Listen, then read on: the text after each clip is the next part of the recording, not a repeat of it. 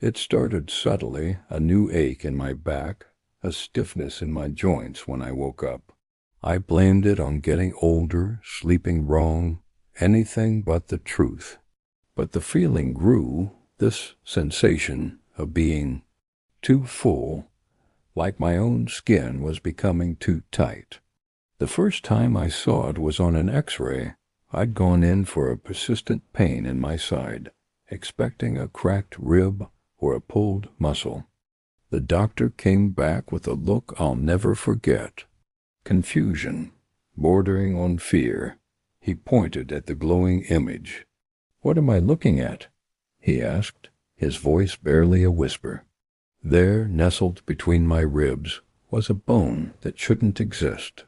It was long, slender, and curved in a way that wasn't human. It looked almost like a piece of a cage, but it was part of me, fused to my own skeleton. He had no explanation. They ran more tests, more scans. Every day the results were different. Every morning there was more. It was like a second skeleton was growing inside me, piece by piece, overnight. A new digit on my foot, a strange, spiky vertebra along my spine, a thin plate of bone spreading across my sternum. They weren't random growths. They felt deliberate, as if they were assembling something. The doctors were useless. They'd whisper about rare genetic conditions, ossification disorders, but their theories fell apart with each new scan. Human anatomy doesn't just rewrite itself. I stopped going to the hospital. Their bewildered stares and hushed conversations in the hallway only made the terror worse. Now I just live with it. I spend my nights lying awake, trying to ignore the subtle grinding and clicking sounds inside my own body. It's a slow, horrifying construction project, and I am the site. I can feel the new pieces shifting, locking into place. Sometimes I trace their shapes through my skin, feeling the alien architecture taking form beneath my flesh. I started keeping a journal, sketching the new bones as they appeared on my old X-rays. I laid them out, trying to make sense of the design. It's not human. It's something else entirely. The rib-like structures are forming a perfect interlocking cage around my heart and lungs.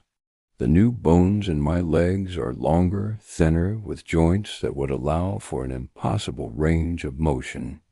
My skull is thickening, plates of bone covering the weaker points, and something is growing at the base, pushing upwards. The pain is a constant companion now, a deep, grinding ache that never truly fades. But the fear is worse. The fear of what happens when the construction is finished. What is it building? And what will be left of me when it's done? I feel like a living sarcophagus, a shell for whatever's being born from my own bones. Last night was the worst. I woke up choking, a feeling of immense pressure in my throat. I ran to the bathroom, gasping for air, and in the mirror I saw it. Under the skin of my neck, two long, thin bones were pushing forward, parallel to my windpipe. They weren't there yesterday. I felt them with my fingertips, hard and unyielding. They're reinforcing my throat. But for what? To protect it? Or to prepare it for something? I'm losing control. My movements are becoming jerky, unnatural. Sometimes my arm will bend in a way it shouldn't, guided by the new scaffolding inside. I feel like a puppet, and the strings are my own reforming skeleton. The thing inside me is getting stronger, and as it does, I get weaker. My thoughts feel scattered, like they're not entirely my own anymore. Whispers echo in the back of my mind, not in words, but in urges. An urge to climb, to leap, to fold myself into impossible shapes. I tried to break one of the new bones once. In a fit of desperate panic, I slammed my hand against a brick wall. The sound was sickening, a wet crunch. But it wasn't the new bone that broke. It was my original human finger bones, shattering around the new, stronger structure. The alien bone was untouched. It was a message. This new frame is superior. It's here to stay. It's a replacement. I look at old pictures of myself and I don't recognize the person smiling back. That person had a normal skeleton, a normal life. That person wasn't a prison of flesh and bone. Now, when I look in the mirror, I see the subtle changes on the surface. The slight widening of my jaw, the odd new lump along my collarbone, the way my shoulders sit just a little too high.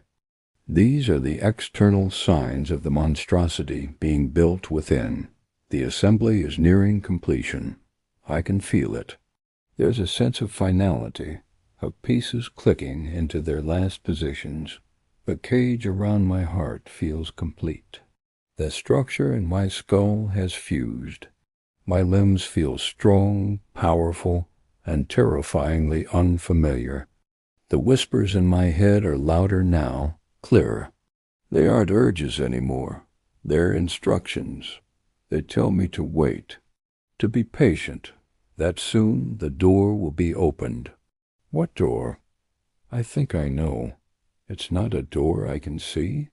It's me, my body. I am the chrysalis, and something is about to hatch.